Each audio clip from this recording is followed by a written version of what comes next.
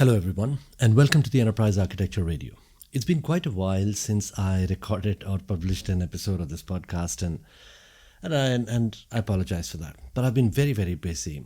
There have been many projects that I've been working on at work, and I've been working on many projects at home as well. So there's that. But it was coming to the end of the year. Today is 30th of December 2024, and I thought it's high time that I recorded and published a podcast. And I do intend to continue this next year into 2025. I may not do a weekly podcast anymore, but let's see how we can do. I mean, I would like to publish at least once a month. And the reason I want to continue this and the reason why I want to continue to publish it is because of the amazing engagement that's happening on the Telegram group. And I want to thank every one of you for contributing to the group, for keeping the discussions going, even though the podcast is not going.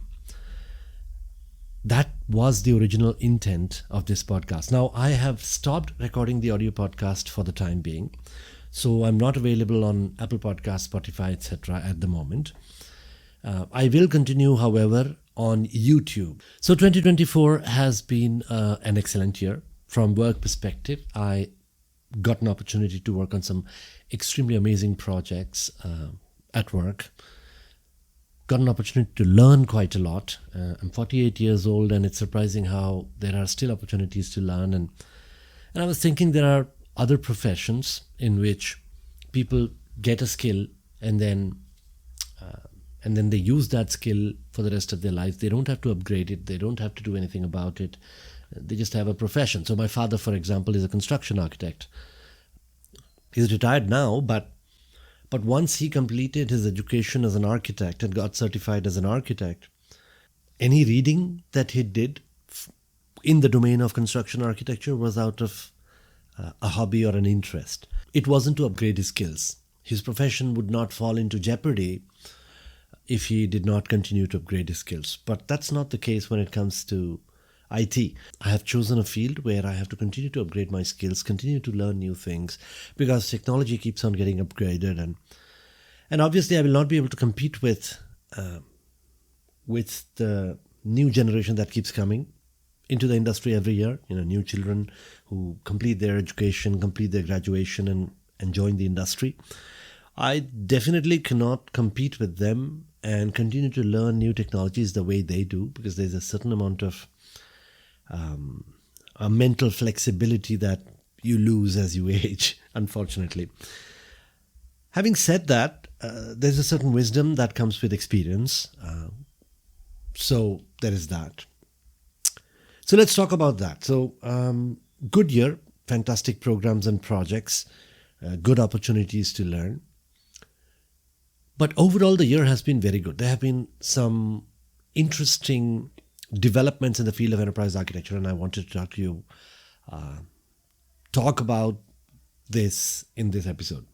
In 2024, one of the most interesting things that happened was the integration of artificial intelligence and machine learning into enterprise architecture tools. Now, there are many other things that have happened really in the field of enterprise architecture, but a podcast can only be so long. So I'm going to cover this one particular aspect about enterprise architecture tools, about artificial intelligence and machine learning and the integration therein. What are the new capabilities that enterprise architecture tools now have because of the integration of because of the integration of artificial intelligence into the tools.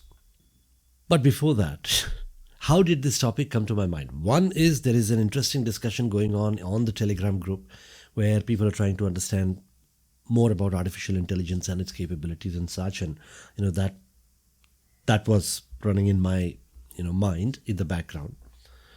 But a couple of days ago, I was thinking about what are the capabilities that we have already started using. What are the artificial intelligence capabilities that we've already started using in my organization?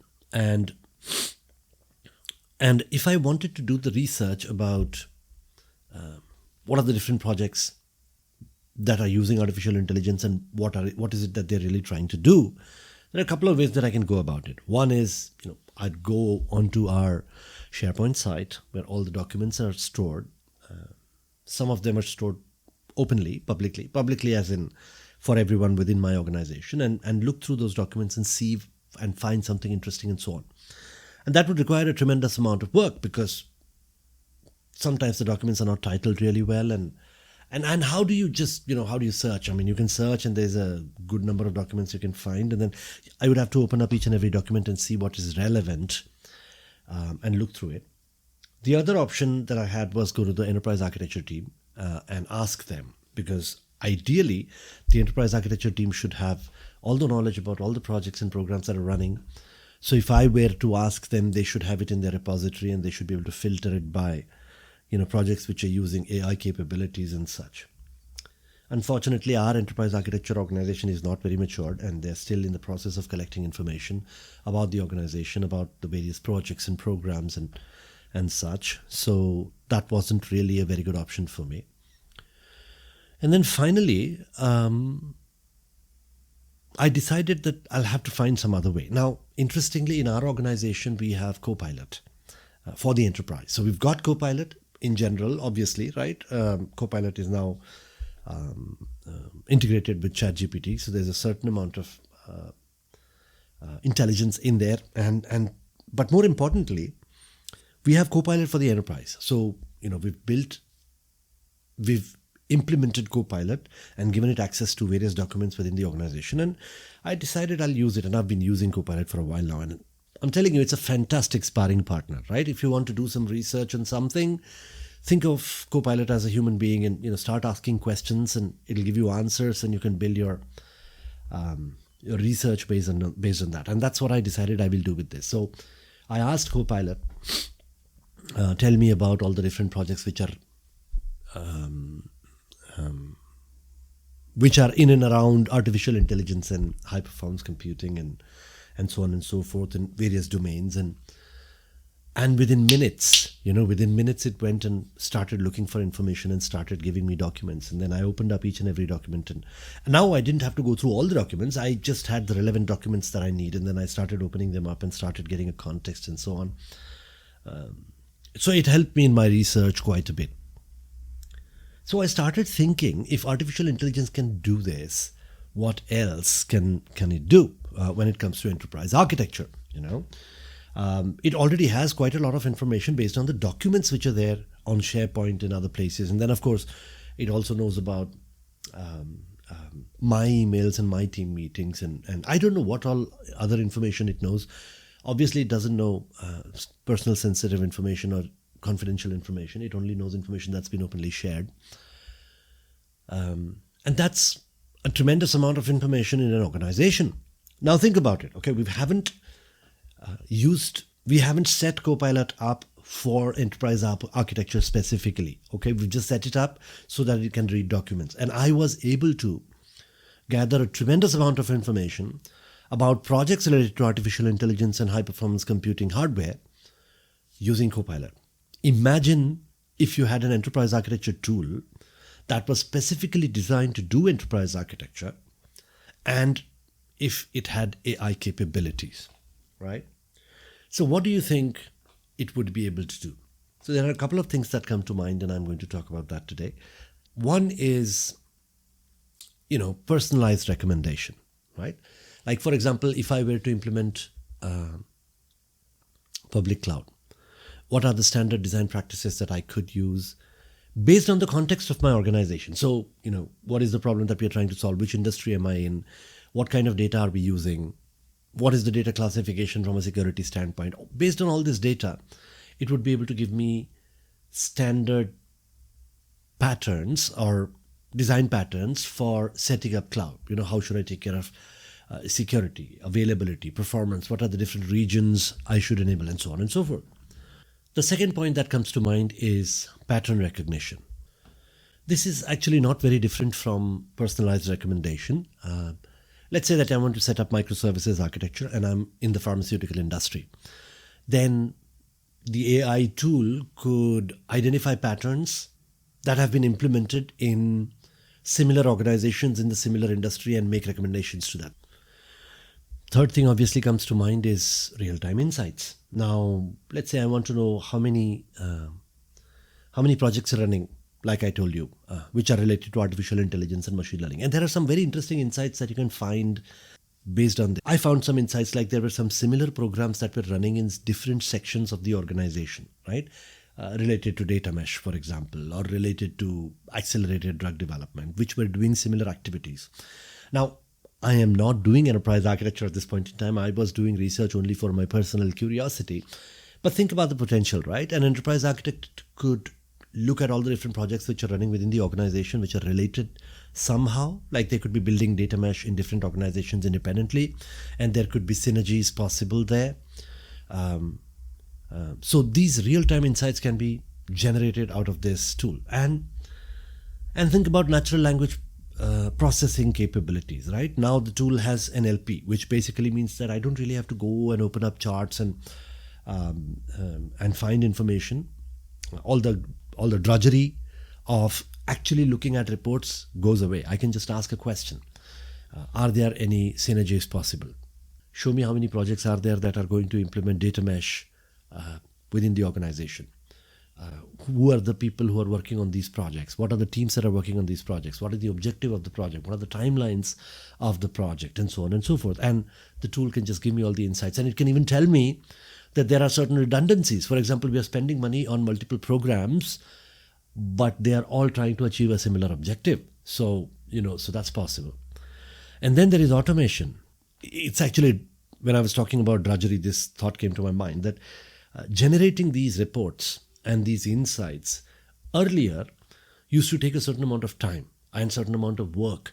Artificial intelligence can now very easily do it and integrate NLP into it. So you could just say, give me an impact assessment if I were to lose this database because of a certain disaster, or give me an impact assessment if there is a ransomware attack and these systems are impacted, or all the systems are impacted for that matter, right? So now, AI systems could automatically generate those reports. There's an incredible amount of automation that's potentially possible in these EA tools. And there are many EA tools that already have these. So there is Mega Hopex. So Hopex is the tool and Mega is the name of the company that has most of these capabilities, like, recommendation engines and pattern recognition and natural language processing and automation or generation of reports and insights using automation and NLP and so on and so forth. There are other tools like RDoc or LeanIX, which also implement quite a few AI capabilities. Now, one of my favorite tools has always been Orbis Software's, they used to call it iServer. Now I think they're calling it Orbis Infinity. And they also have incorporated quite a few artificial intelligence capabilities, not as much as Mega Hopex or LeanIX and so on, but still they're not very far behind. So if you think about it, we live in very exciting times, right? Gathering information has never been easier than how it is in this day and age. If I wanted to look for information about various projects, programs, data, etc., it's so easy. And in fact, there's a lot of data integration capabilities also that enterprise architecture tools have now incorporated into them. Things such as I could just, using natural language, tell the tool to integrate all the customer data, for example, with all the sales data and show me a report, and so on and so forth. So not only can I generate reports and insights out of these tools, I can also tell it to integrate data between various systems within the organization and then generate insights. So enterprise architecture has become very, very easy, a lot more easier than it used to be. So organizations that are afraid of enterprise architecture because it is time consuming, because it is effort intensive, because it is costly, etc., should really change their minds about it. They should really start thinking about using these highly capable tools. Of course, there is the license cost and so on and so forth, but we should really think about how much value we derive out of these tools, how much insights we derive out of it. So that is artificial intelligence and enterprise architecture tools. But I've been thinking about this quite a bit. I've talked about classical enterprise architecture. What I mean to say is frameworks and methods quite a bit. TOGAF has been my favorite framework, and I've talked about it quite a bit in the last 3 or so years. But when I think about the work that I do, now I'm not a a typical enterprise architect by profession, all right? While enterprise architecture is my subject of interest, I'm not going to go ahead and call it a passion, because it's not that much. What my passion really is the entire ecosystem of technology and business and IT and innovation and so on, right? So my real passion would be to make organizations more efficient. And enterprise architecture, among many other tools, is one of the tools that can be used to make organizations more efficient. Last couple of months, I've not been recording podcasts because I've been very passionately interested in the upcoming technologies. High performance computing, artificial intelligence, machine learning, deep learning, and all of that, and how it can impact the organization. So we can no longer be enterprise architects who only gather information by themselves and basically work at the 25,000 feet level. Okay, enterprise architects need to go deeper. All right, enterprise architects need to understand solution design. They need to understand technologies. They need to understand the impact of technologies on the organizations. So next year onwards, I'm going to talk a little bit less about classical enterprise architecture frameworks and methods, and more about technology and business. I'm going to talk about how technology impacts the business. Now, mind you, I still think it is enterprise architecture. All right, don't think that I'm going to start talking about technology only. Okay, I still think it is enterprise architecture. And if you go and ask ChatGPT, what's the latest things that happened in the world of enterprise architecture in 2024?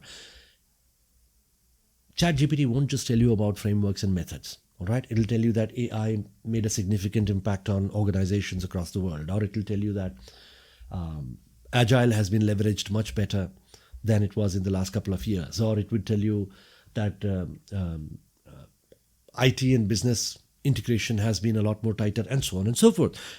It's an interesting thought experiment. I would recommend that you go and ask that question to ChatGPT or any AI tool that you're using about the latest and greatest that's happening in 2024 in the world of enterprise architecture.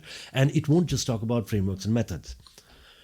So in 2024, enterprise architecture will continue, probably at a lesser frequency, because I'll be very, very busy. There are a couple of new, very, very interesting projects lined up in 2024 at work, and while there is some time in the weekends, I'd like to spend more quality time with my children.